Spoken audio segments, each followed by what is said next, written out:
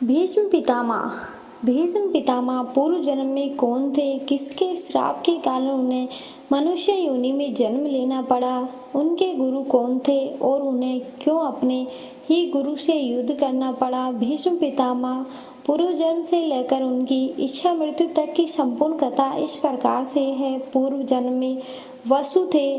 भीष्म महाभारत के आदि पर्व के अनुसार एक बार पृथु आदि वसु अपनी पत्नी के साथ मेरु पर्वत पर भ्रमण कर रहे थे।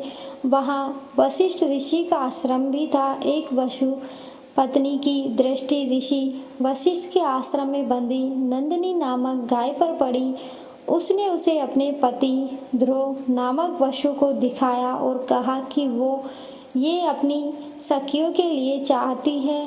पत्नी की बात मानकर ध्रुव ने अपने भाइयों के साथ उस गाय का हरण कर लिया। जब महर्षि वशिष्ठ अपने आश्रम में आए तो उन्होंने दिव्य दृष्टि से सारी बात जान ली।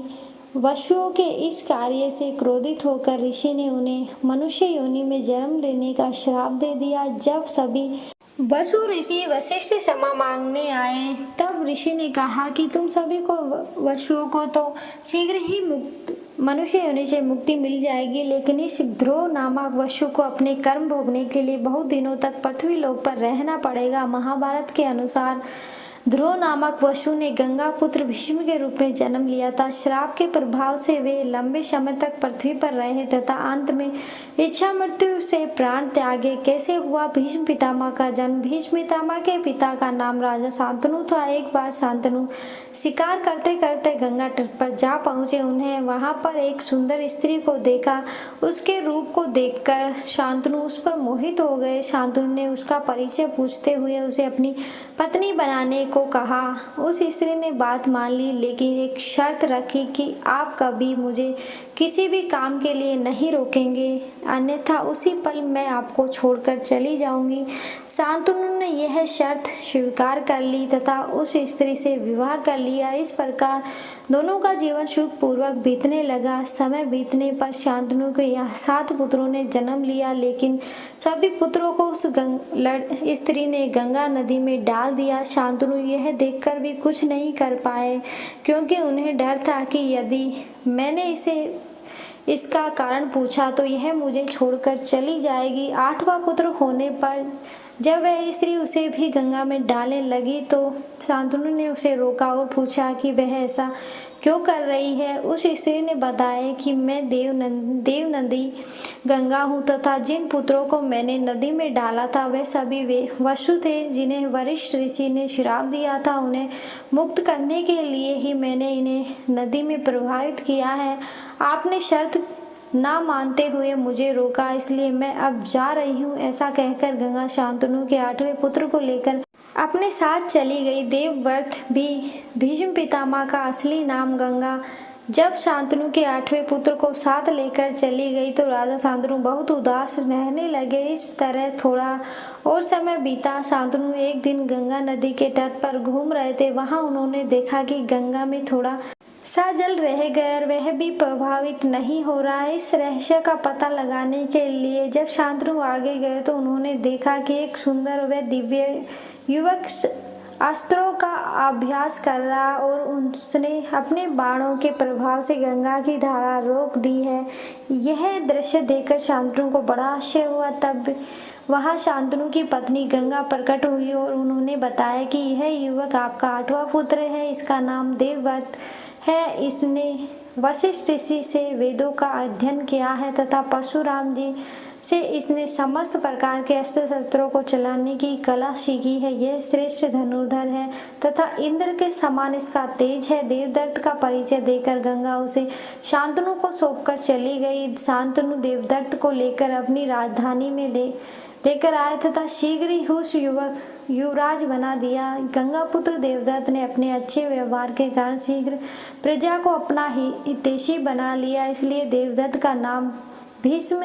एक दिन राजा शांतनु यमुना नदी के तट पर घूम रहे थे, तभी उन्हें वहां पर एक सुंदर युवती दिखाई दी। परिचय पूछने पर उसने स्वयं को निस्वार्थ कन्या सत्यवती बताया। उसके रूप को देखकर शांतनु उस पर मोहित हो गया तथा उसके पिता के पास जाकर विवाह का प्रस्ताव रखा। तब उस युवती के पिता ने शर्त रखी कि यदि मेरी कन्या से उत्पन्न संतान उसके राज्य की उत्तराधिकारी हो तो मैं इसका विवाह आपके साथ करने को तैयार हूँ। यह सुनकर शांतनु को निषादराज को इनकार कर दिया, क्योंकि वे पहले ही देवदत्त को युवराज बना चुके थे। इस घटना के बाद राजा शांतनु चुप से रहने लगे। देवदत्त ने इसका कारण जानना चाहा तो शांतनु ने कुछ नहीं बताया। तब देवदत्त ने शांतनु के मंत्री से पूरी बात जान ली तथा स्वयं निषादराज के पास जाकर पिता शांतनु के मंत्री से पूरी बात जान ली तथा स्वयं निषादराज जाकर पिता शांतनु के लिए उस युवती को मांग की। निषादराज ने देवदत्त के सामने भी यही शर्त रखी। तब देवदत्त प्रतिज्ञा लेकर कहा कि आपकी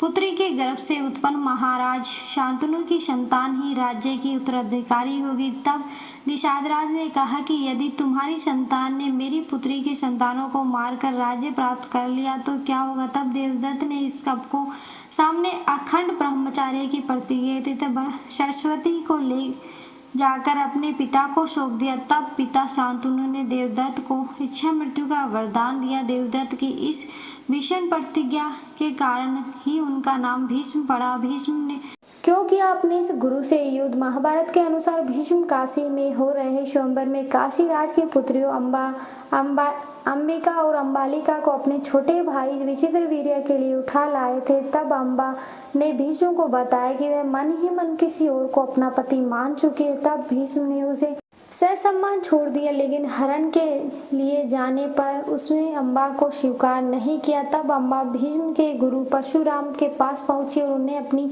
व्यथा सुनाई। तब अंबा की बात सुनकर भगवान परशुराम ने भीष्म को उसे विवाह करने के लिए कहा, लेकिन ब्रह्मचारी होने के कारण भीष्म ने ऐसा करने से इनकार कर दिया। तब परशुराम और भीष्म में भीषण युद्ध हुआ तथा अंत में अपने पितरों की बात मानकर भगवान परशुराम ने अपने अस्त्र रख दिए। इस प्रकार इस युद्ध में किसी की हार ना हुई, किसी का जीत भी नहीं हुआ। अगले जन्म में अंबा ने शिखंडी के रूप में जन्म लिया और भीष्म को मृत्यु का कारण बनी। भीष्म ने दिलाया था श्री कृष्ण को क्रोध। जब पांडवों और कौरवों को युद्ध प्रारंभ हुआ उस समय कौरवों ने सेनापति भीष्म पितामह ही थे। युद्ध के तीसरे दिन भीष्म पितामह ने पांडवों की सेना पर भयंकर बाण वर्षा कर भयभीत कर दिया। यह देखकर भगवान श्री कृष्ण अर्जुन से कहा कि वह भीष्म पितामह से युद्ध करे। अर्जुन और भीष्म पितामह में भयंकर युद्ध हुआ, लेकिन थोड़ी ही देर बाद अर्जुन युद्ध में ढीले पड़ गए और पांडवों की सेना में भगदड़ मच गई। यह देखकर श्री कृष्ण को बहुत क्रोध आया और वे रथ से उतर गए। श्री कृष्ण जी अपने हाथ में सुदर्शन चक्र लेकर बड़ी तेजी से भीष्म की ओर झपटे। श्री कृष्ण के इस रूप को देखकर भीष्म बिल्कुल भी भयभीत नहीं हुए। भगवान श्री कृष्ण को ऐसा करते देख अर्जुन रोकने के लिए उसके पीछे दौड़े। अर्जुन ने श्री कृष्ण जी को आश्वासन दिया कि अब मैं युद्ध में ढिलाई नहीं करूंगा, आप युद्ध मत कीजिए। अर्जुन की बात सुनकर भगवान श्री कृष्ण शांत हो गए। पुनः अर्जुन का रथ हाँकने लगे।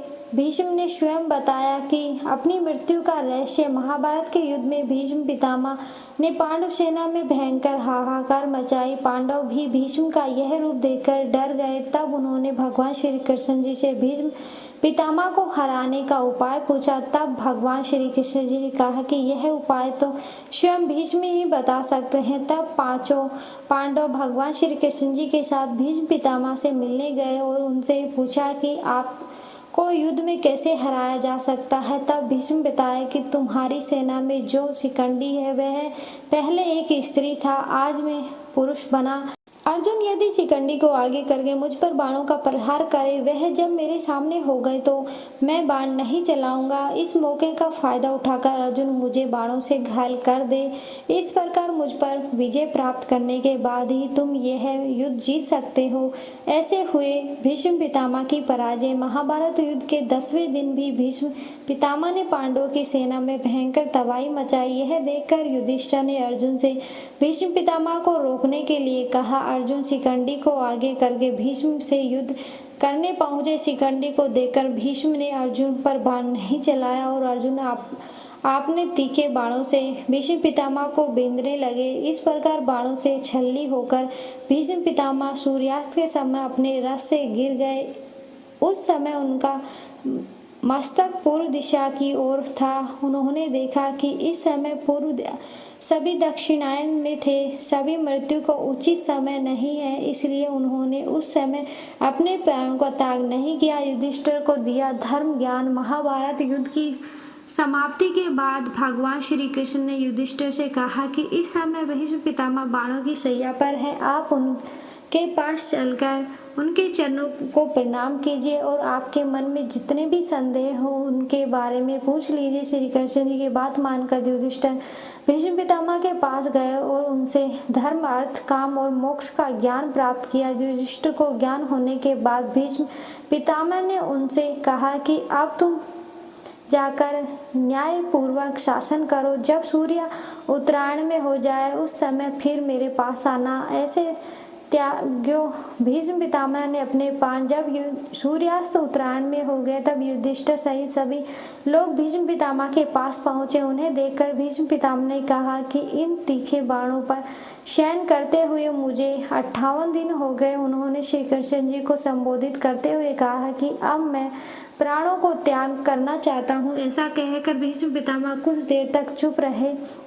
इसके बाद वे मन सहित प्राण वायु में क्रमण अलग अलग धाराओं में स्थापित करने लगे। भीष्म पितामह का प्राण उनके जिस अंग को त्याग कर ऊपर उठता था उस अंग में बाण अपने आप निकल जाते और उसका घाव भी भर जाता। भीष्म पितामह ने अपनी देह में सभी देवों को बंद करके प्राणों को सब ओर से रोक लिया। इसलिए उनका मस्तक फोड़कर आकाश में चला गया। इस प्रकार भीष्म पितामह के प्राण आकाश में विलीन हो गए।